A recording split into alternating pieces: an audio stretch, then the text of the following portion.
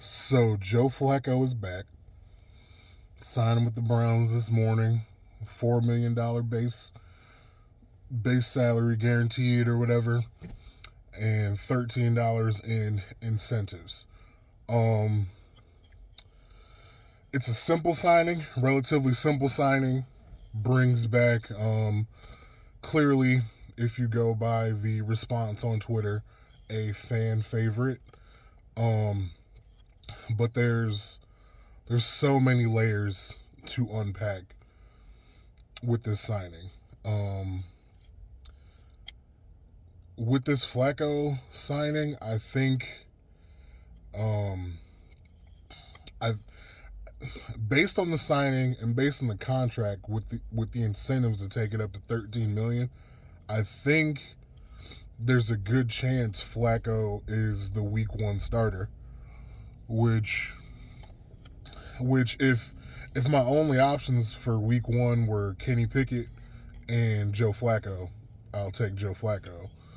Um, but I'm really not excited about a 40-year-old starting quarterback for the Cleveland Browns, especially one that the last time he had the uniform on, he threw 67 interceptions in a playoff game um, that could have been won, but um, but it's it is what it is. But um, yeah. So let's get into it. I think he is there is a good chance that he's a starter because I think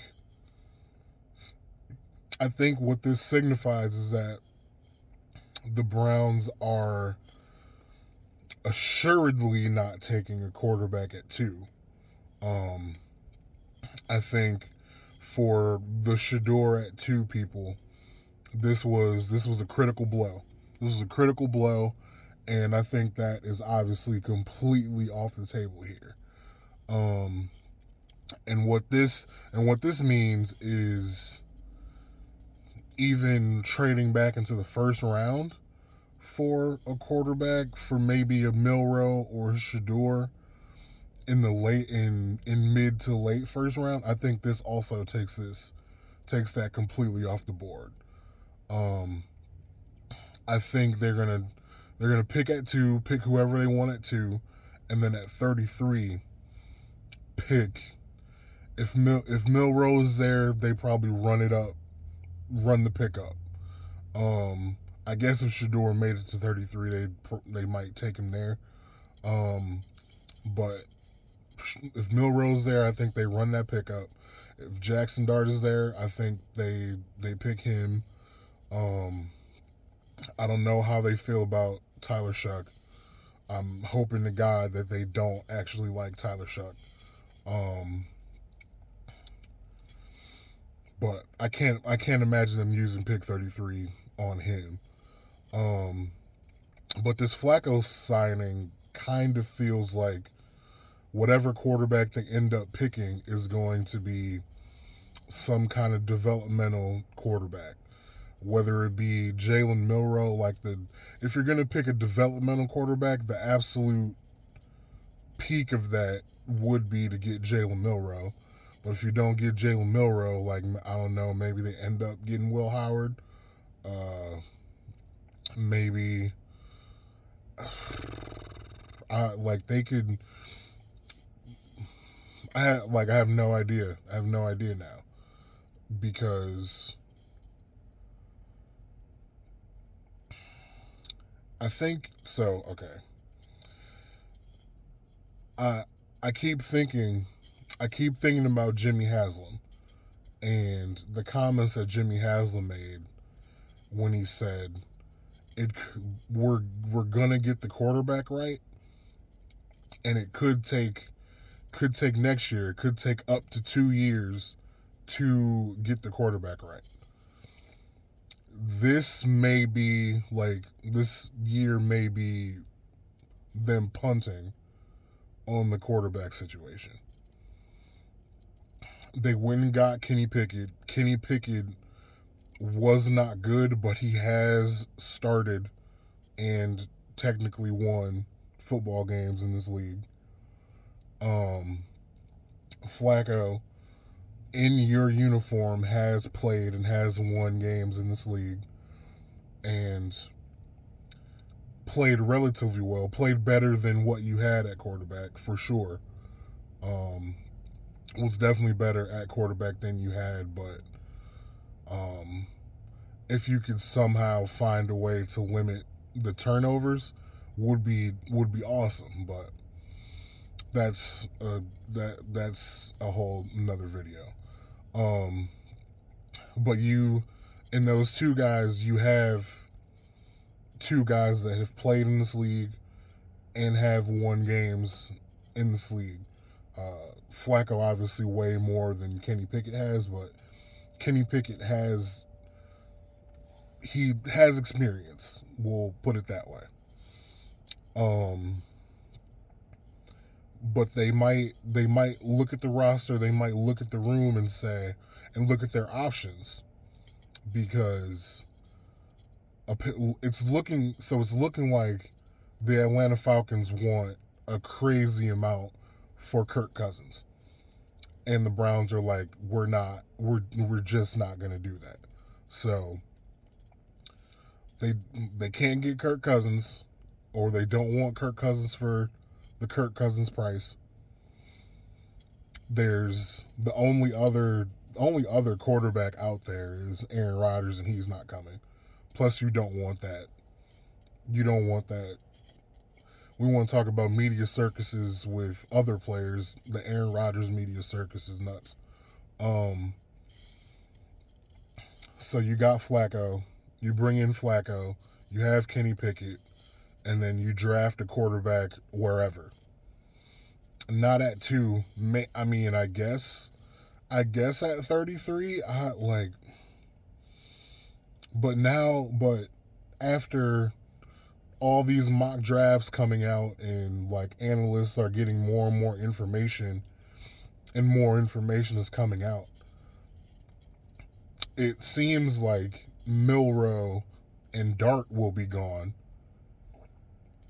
And if they're gone, I would have to assume that Shador is gone by the time you get to 33. If Todd McShay's mock draft is to be believed, the Giants come back up and get Jalen Milroe, Saints take Dart. And if you don't want to come back into the first and get Shador, I can't imagine he falls past Pittsburgh. I can't imagine that. So, and you want to take your pick out of Tyler Shuck, Will Howard, Quinn Ewers, Dylan Gabriel, Riley Leonard. Like, these are the guys that you're picking from. And these guys shouldn't be playing anytime soon.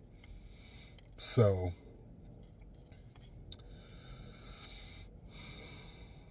if you're putting all the pieces together with those Jimmy comments, what we think is going to happen in the first round of the draft, and signing Joe Flacco, feels like they're punting on the quarterback room in 2025. And they're going to take their chances with whoever's out there in 2026. Which, the thing about 2026 is we don't know. We have no idea what that looks like yet. We have some ideas. We have some things that we want to happen, but they haven't happened yet. So we can't base our future off of unknowns of what could be in 2026. And then by 2027, there's no way, if they keep losing, Andrew Berry and Kevin Stefanski are still here in 2027. There's just no way. They can't be. So I don't know what the plan is. But the last thing I want to say, in my conspiracy theory brain, If you follow me on Twitter, you may or may have not seen me talk about how I want the Browns to draft Cam Scatterboo at running back out of Arizona State, the white running back. And every time I say that, I make sure to mention that I want the Browns to draft him because he would be a fan favorite and it would garner some goodwill within the fan base. Now, I'm not going to explain. Hopefully, you're picking up what I'm putting down. Cam Scatterboo at running back would be a fan favorite. Just think Peyton Hillis. Think Peyton Hillis. But I bring that up to say, is Joe Flacco here to garner goodwill from the fan base? Because somebody like me, I wasn't ever a fan of Joe Flacco. Like, he was there and won games. He threw a lot of touchdowns, but he threw a lot of interceptions. It was what it was. And he did what he did in the playoff game. Like, it is what it is. But I'm not terribly excited to have Flacco back. That's just me personally. But that is not the majority opinion. If Twitter is to be believed, the majority opinion is we're having a party today, we're celebrating because Joe Flacco is back. So is this just for goodwill? Because if it is, it's working. If it is working.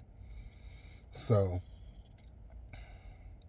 I might be onto something. If Cam Scatterboo ends up being a Cleveland Brown, I'm gonna bring this up. So we'll see. But yeah, that's all I got. So congratulations to the Joe Flacco hive, to the Flacco fever people. Happy Friday to you.